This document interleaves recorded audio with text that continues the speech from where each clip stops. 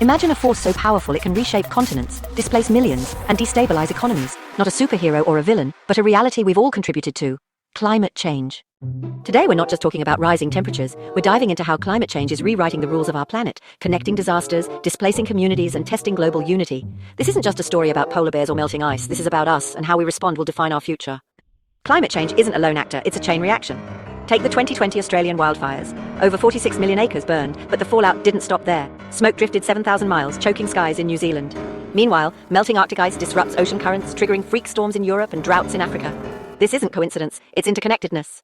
When disasters strike, they don't just destroy homes, they unravel societies. In 2019, Cyclone Idai displaced 3 million people in Mozambique.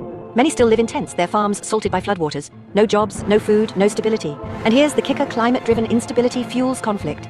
In Syria, a historic drought pushed farmers into cities, igniting tensions that exploded into civil war. Climate change isn't just an environmental issue, it's a threat multiplier. While climate change is global, its impacts are deeply unequal. Let's travel the world, the Arctic. Temperatures here are rising twice as fast as the global average. Indigenous communities watch their ancestral lands vanish as permafrost thaws. Small island nations, places like Tuvalu and the Maldives, could be underwater by 2100, their message? We didn't cause this crisis, but we're paying the price. Sub-Saharan Africa, erratic rains and prolonged droughts are collapsing harvests. In Kenya, farmers like Amina now walk 10 miles a day for water. The seasons don't make sense anymore, she says. From Miami to Mumbai, rising seas threaten $1 trillion in coastal infrastructure by the year 2050. Even wealthy nations aren't immune. These disparities aren't accidental. Marginalized communities, those least responsible for carbon emissions, often lack the resources to adapt. Climate justice isn't a buzzword, it's survival. So how do we tackle a problem that ignores borders? The answer lies in global cooperation. The Paris Agreement was a start, 195 countries agreeing to limit warming, but promises aren't enough. Look at renewable energy. When the EU invested in wind power, it created 1.2 million jobs.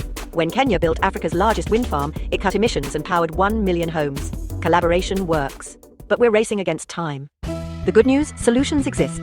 Costa Rica runs on 99% renewable energy. Denmark's wind turbines power half its grid, but scaling these requires shared ambition. And it's not just governments. When Microsoft pledges to be carbon negative by 2030, or when local fishermen in the Philippines restore mangroves, they prove that every action counts.